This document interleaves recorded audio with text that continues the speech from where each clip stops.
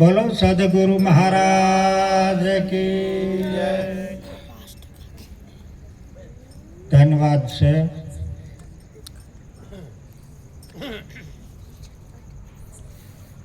બધા જે ભક્તો શાંતિપૂર્વક આ સત્સંગને જે ગ્રહણ કરે છે એની બલહારી ઘણા સંતોએ આપણને ખૂબ સત્સંગ પીરસ્યો અને એને આ સત્સંગનો લાભ જ લેવા આવ્યા છે.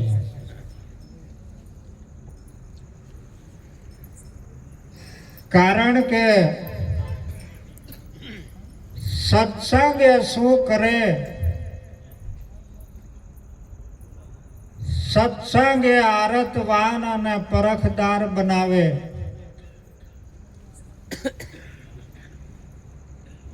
અને સત્સંગથી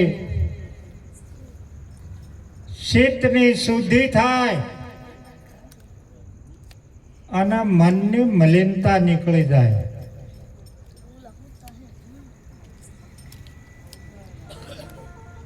પણ એ સત્સંગ ગુરુના દેશનો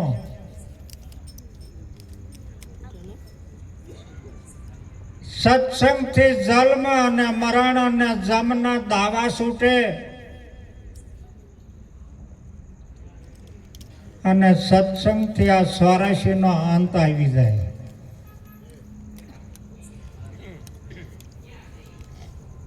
એટલા માટે આ સત્સંગનો મહિમા મહાન પુરુષોએ અતિ દુર્લભ છે. અટાણ સુધી બહેનોને ઠપકો આપ્યો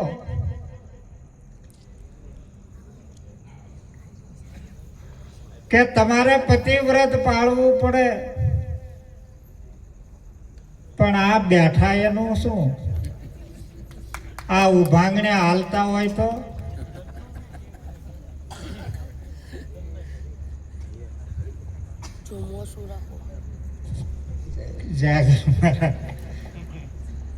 કારણ કે જતી પુરુષને જાર નો વ્યાપે અને સતી નારી પર પુરુષને ત્યાગે. આ આપણો જતી અને સતીનો ધર્મ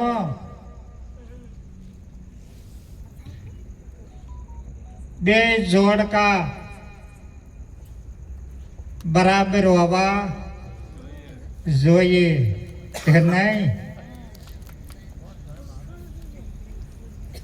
કારણ કે નકરો આ સતી નારીનો જ હક નથી. એટલો ને એટલો હક ભાઈઓ માટેનો આ જતીનો છે.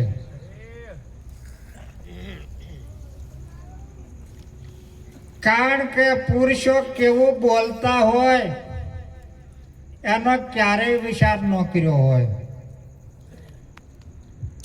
સમયસર જો આને ભાત ન પૂજ્યું હોય, થોડોક ટાઈમ થઈ ગયો હોય તો આ જતી પુરુષ આમ બોલી નાખે કે તારા બાપને આટલું બધું મોડું કરાય, આને કાંઈ નહીં કહેવાનું.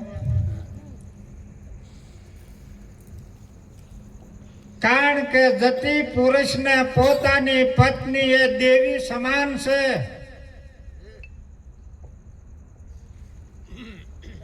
અને સતી નારીને આપ એનો પતિ એ પરમાત્મા છે.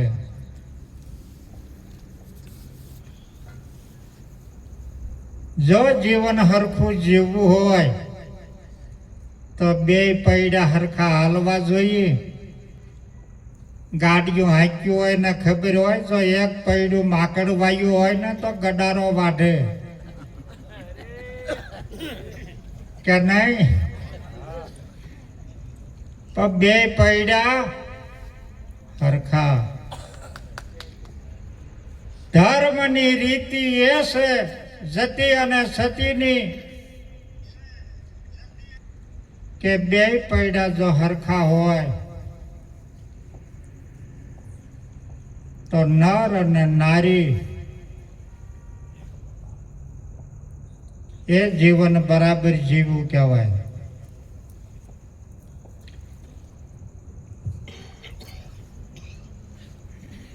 એટલા માટે આ પુરુષોએ આપણને ઘણો સત્સંગ પીરસ્યો છે અને સત્સંગ એ આરતવાન અને પરખદાર આપણને બનાવે છે.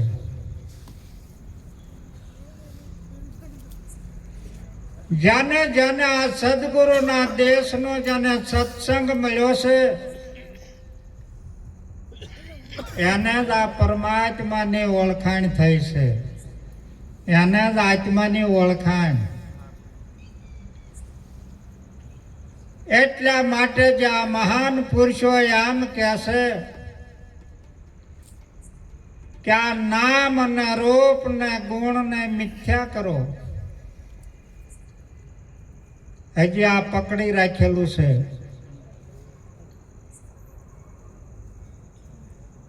ગંગા સતીએ એમ કીધું છે કે નામ ને રૂપ ને ગુણ ને મિથ્યા કરી જાણો પાનભાઈ તો રમાડું તમને 52ની. હવે વિચાર કરો, આપણે 52ની બહાર કે નહીં? શેર નરનારી નરાય નથી અને નારીએ નહીં. કારણ કે નર કે નારી જેવું સદગુરુએ રહેવા દીધું નથી. એ ઘાટ તો તમારા ત્યાં તૂટી ગયા છે.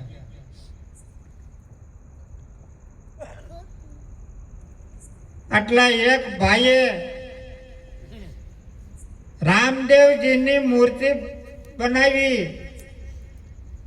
ઝવેરી આગળ જઈને રામદેવજીની મૂર્તિ 5 તોલાની,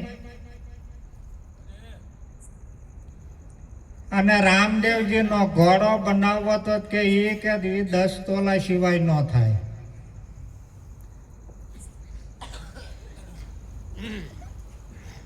અને એક દિના સમય દુષ્કાળ પડ્યો ત્યારે 2 જણા એમ કહેશે કે આ આપણે અટાણે આને વેચી નાખીએ અને પાછો સમય આવશે એટલે બનાવી દઈશું. એટલે ગયા ઝવેરીને ત્યાં રામદેવજીની મૂર્તિ અને ઘોડો લઈને એટલે 2 નો વજન કર્યો. એક 5 તોલા થયા રામદેવજી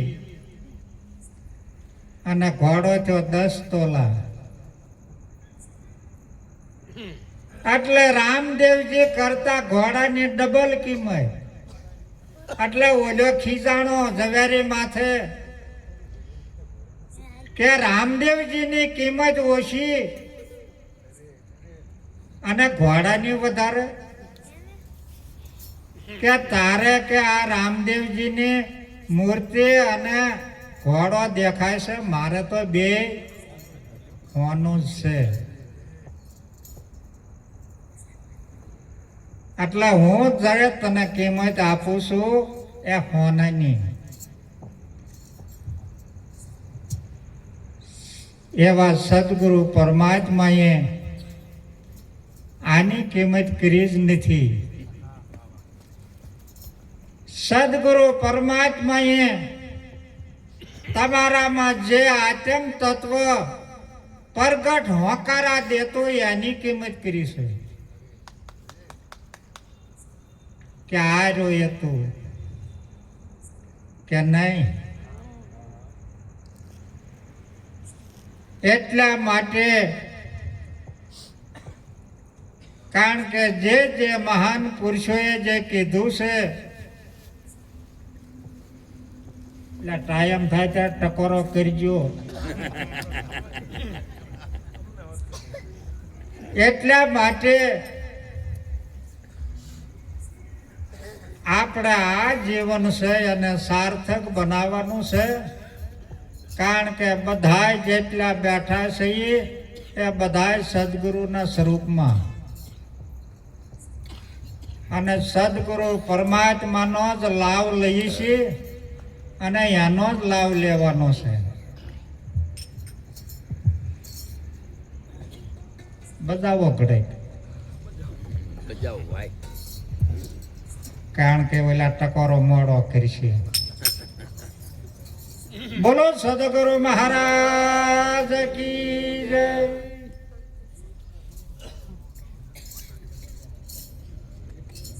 બસ હવે એટલા ઘણા.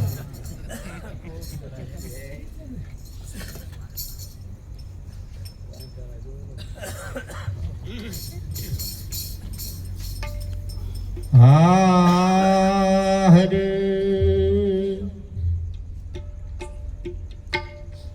નામ નગર નવખંડમાં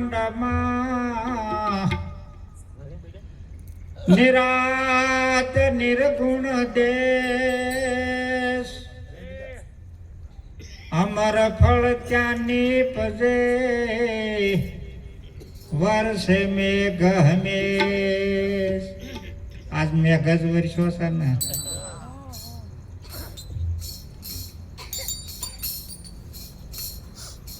શાંત મિલન को जाई तजी मान बढ़ाए अभिमान जो जो आगे पाव धरूं कोटि अग्न समान. नाम रूप गुण ने पार सदगुरु साहेब से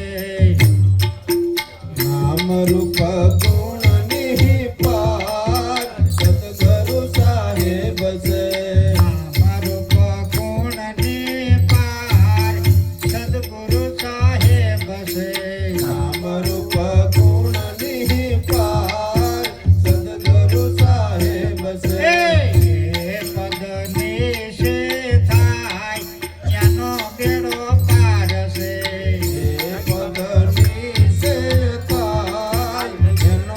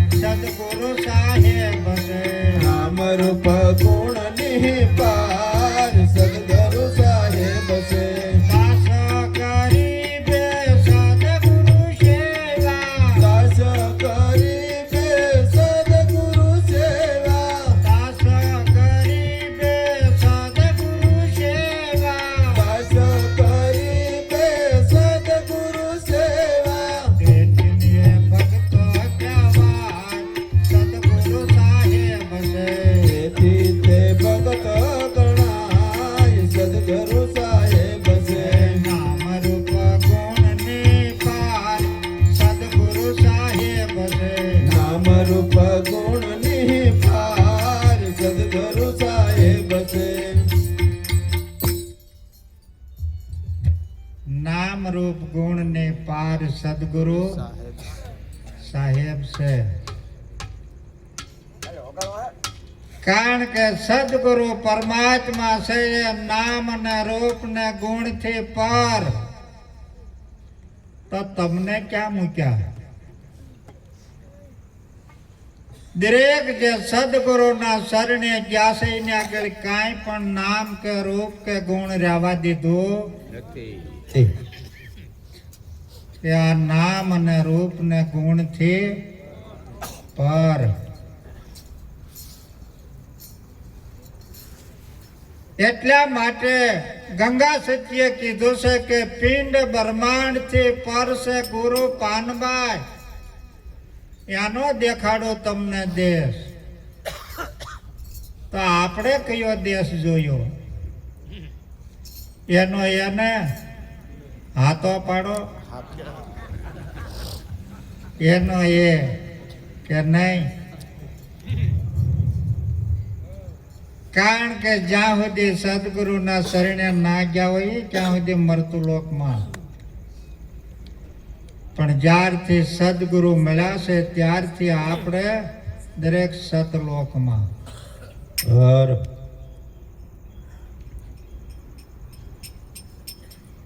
કારણ કે મરતું લોક છે એક આ પિંડ ઉત્પન્ન થાય ને પરલય થાય પણ આને ઉત્પત્તિ નથી ને પરલય નથી પરલય નહીં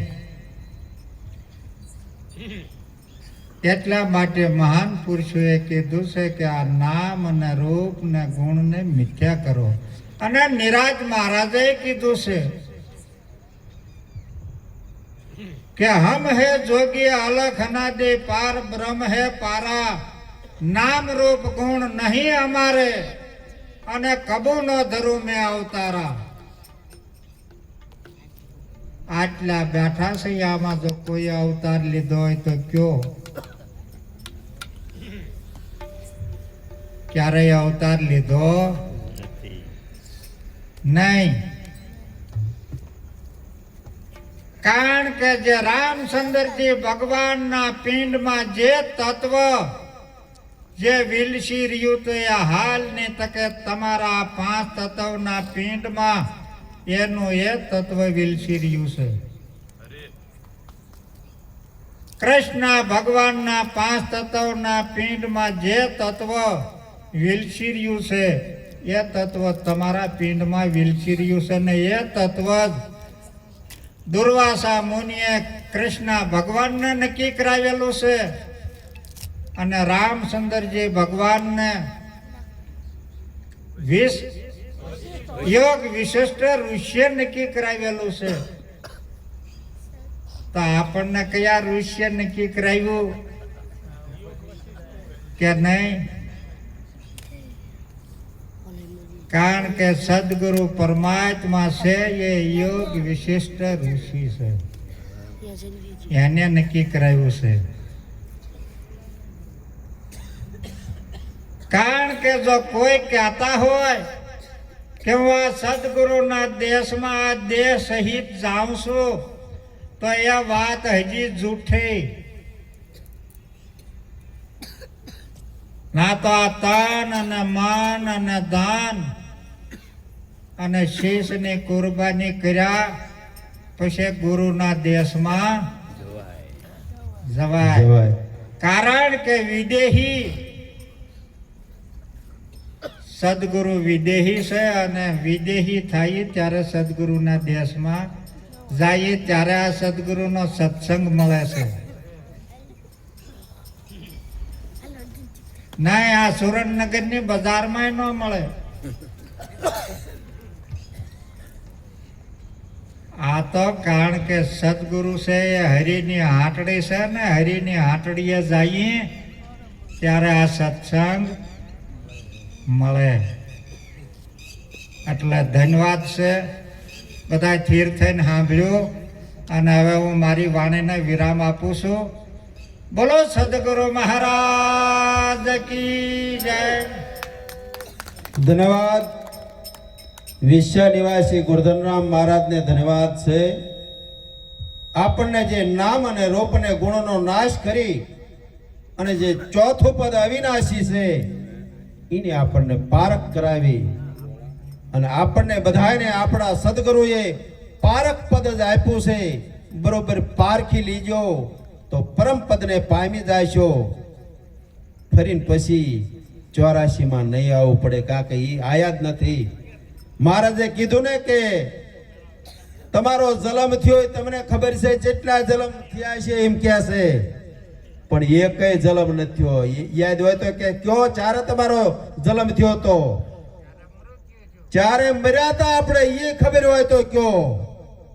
પણ જે સાચું તત્વ છે અજર અમર અને અવિનાશી છે, આવતો નથી, જાતો નથી, કાપ્યો કપાતો નથી, બળતો નથી, પાણીથી ભીંજાતો નથી અને અણુમેરું જળ ચેતન સબગઢની અંદર વસી રહ્યો છે. એવી જ્યારે આપણી બ્રહ્મ ખુમારી જ્યારે જાગી જાવી ત્યારે આખા વિશ્વની અંદર બ્રહ્મ સિવાય બીજું કશું દેખાય નહીં. આવું સદગુરુ મહારાજ આપણને સમજાવે છે. હવે આપણે કોરડા નિવાસી મંજુરામ મહારાજ આપણને એક વાણીનો લાભ આપશે.